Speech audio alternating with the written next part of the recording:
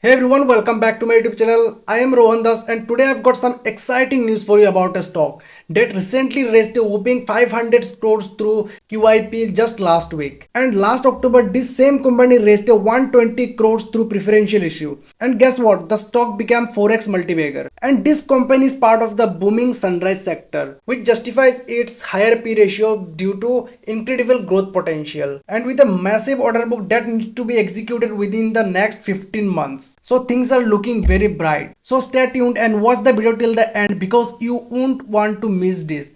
Trust me, this could be your next big opportunity, okay? So if you're new here, don't forget to hit that subscribe button and like this video and turn on the notification bell so you never miss any updates. Let's dive in. So let me tell you the name of the company first. The company name is Transformer and Rectifiers India Limited, okay? So let me tell you a little bit about the company. So Trail is a leading company that manufactures high voltage power transformers, furnace transformers, distribution transformers and renewable energy transformers. So company raised 500 crores QIP for growth, expansion and reducing working capital burden.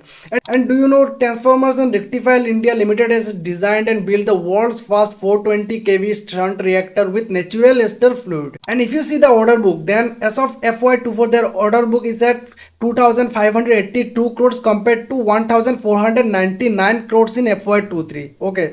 In FY24, the company received orders worth about 2050 crores and has about 17,176 crores in order under negotiation. And if you read the industry outlook, the power transformer market is expected to grow significantly by 2028 due to more electrification projects worldwide.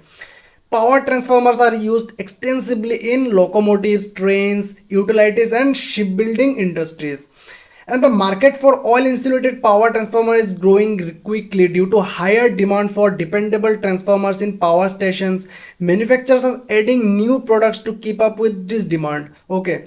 Additionally, the oil and gas industry is moving towards eco-friendly and cost-effective solutions, increasing the need for compact and versatile switchgear transformer. Companies are strict using design and testing standard to meet the needs for both land and sea applications. Now let's read the number of the company का numbers पढ़ने के बाद हम इसका technical chart भी पढ़ेंगे और इसमें देखेंगे हम क्या हो रहा है टेक्निकल चार्ट्स में। तो अगर हम यहाँ पे आए, जैसे कि आप देख रहे हो, मैं अभी screener.in की वेबसाइट पे आया हूँ। यहाँ पे आप देखोगे मार्केट कैप इसका है 11,139 करोड़ एंड इसका अगर TTM देखेंगे तो 251। जैसे कि मैंने बोला ये बूमिंग सेक्टर में है तो इसलिए इसका पी ज़्यादा हाई रहेगा। ओके, जहाँ पे डिमांड होता है वहाँ पे पी हाई रहता है।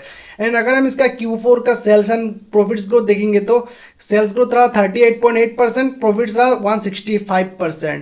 एंड अगर हम year on year sales and profits growth देखेंगे तो 17% रहा यहाँ पे sales growth and profits growth रहा 343%। तो यहाँ पे हमें ऑपरेटिंग लेवरेज दिखाई दे रहा है। ओके, एंड अगर हम इसका डेट टू इक्विटी रेशियो देखेंगे तो 0.46 है इसका। एंड अगर हम इसका ROC एंड ROE देखेंगे तो ROC ये रहा 14.8% और ROE है 9.33%। एंड प्रोमोटर होल्डिंग देखेंगे तो हम इसका ऑलमोस्ट 70% हमें यहाँ पे नजर आ रहा है। एंड अगर हम इसका 52 वीक्स हाई एंड लो देखेंगे तो ये प्राइस अभी इस करंट मार्केट प्राइस जैसे कि चल रहा है 782 एंड इसका प्राइस अभी 52 वीक्स हाई है 846 है। तो अभी ये डाउन है 7.54% डाउन है फ्रॉम 52 वीक्स हाई। अगर हम इसका annual profits and loss sales growth देखेंगे तो यहाँ पे हमें नजर आएगा थोड़ा डिप नजर आएगा, ऑल टाइम हाई के करीब प्राइस है।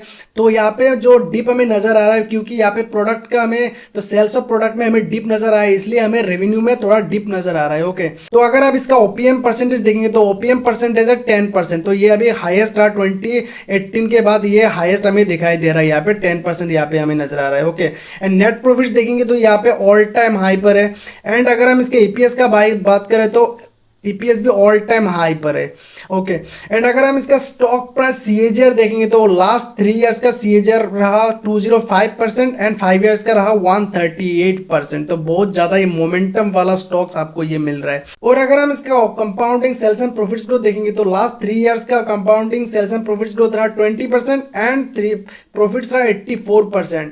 5 इयर्स का सेल्स ग्रोथ रहा 9% एंड प्रॉफिट्स ग्रोथ रहा 57%। तो ये कंप्लीट ऑपरेटिंग लेवरेज हमें यहाँ पे नजर आ रहा है। एंड अगर हम इसका बोरोइंग्स देखें तो बोरोइंग्स में भी हमें डिक्रीज नजर आ रहा है और हमें रिजर्व में इंक्रीज नजर आ रहा है 40 करोड़ जो ऑल टाइम हाई पे रिजर्व अभी है। और अगर हम इसका कैश फ्रॉम ऑपरेटिंग एक्टिविटीज देखेंगे तो यहाँ पे हमें थोड़ा डिप नज़र आया था 2020 में, आई थिंक कोविड की वजह से होगा।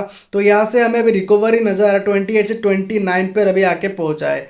ओके और अगर आप प्रोमोटर होल्डिंग जैसे कि मैंने बताया यहाँ पे 69.65% है। और अगर आप FI एंड DII का होल्डिंग देखेंगे तो यहाँ पे हमें इंक्रीज नज़र आ रहा है।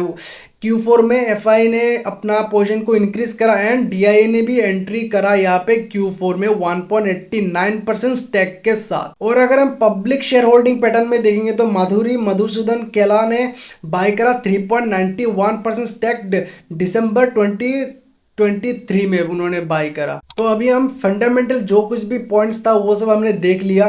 तो अभी हम टेक्निकल की ओर मूव करते हैं। तो दोस्तों मैं और एक बात आपको बताना चाहता हूँ कि many people on Twitter ask me sir please reveal your stock portfolio so we can also invest in them.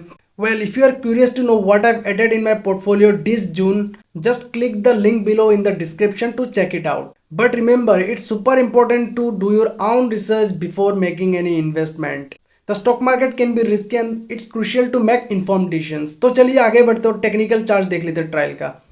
तो अगर हम ट्रायल का मंथली टाइम फ्रेम देखेंगे तो ये ऑल टाइम हाई पर अभी ट्रेड कर रहा है and completely in an up trend में। यहाँ पे हमें बहुत अच्छा वॉल्यूम देखने को मिल रहा है, जो हाईएस्ट एवर वॉल्यूम के साथ ये ट्रेड हमें यहाँ पे नजर आ रहा है। ओके तो ये बहुत ही अच्छा बात है कि ऑल टाइम हाई पे अभी ये प्राइस ट्रेड कर रहा है। और अगर आप एक कैरेक्टरिस्टिक देखोगे तो 20 एंड 50 EMA का प्राइस ने अभी तक 20 एंड 50 EMA को यहाँ पे आने के बाद 2020 के बाद ब्रेक नहीं करा। तो ये बहुत ही अच्छा कैरेक्टरिस्टिक है कि हमें देखने को मिल रहा है ये पैटर्न। ओके तो 20 EMA में आने के बाद यहाँ पे सपोर्ट लेता है, प्राइस फिर से मोमेंटम अपना कंटिन्यू रखता है। तो अगर हम डेली टाइम फ्रेम पे देखिए तो ये अभी थोड़ा हमें करेक्शन नज़र आ रहा है, जो शॉर्ट टर्म प्रॉफिट बुकिंग हमें यहाँ पे नज़र आ रहा है। तो यहाँ पे आप देखो, यहाँ पे शॉर्ट टर्म प्रॉफिट बुकिंग नज़र आ रहा है, जो माइनर प्रॉफिट बुकिंग नज़र आ रहा है। और यहाँ पे जो ओल्ड रेसिस्टेंस था अभी ये न्यू सपोर्ट बन चुका है प्राइस के लिए। तो अगर यहाँ पे प्राइस ने सपोर्ट लिया तो हम 845 के ऊपर ब्रेकआउट एंट्री ले सकते हैं। So friends, this is not a recommendation. This video is only made for learning purposes only. Okay.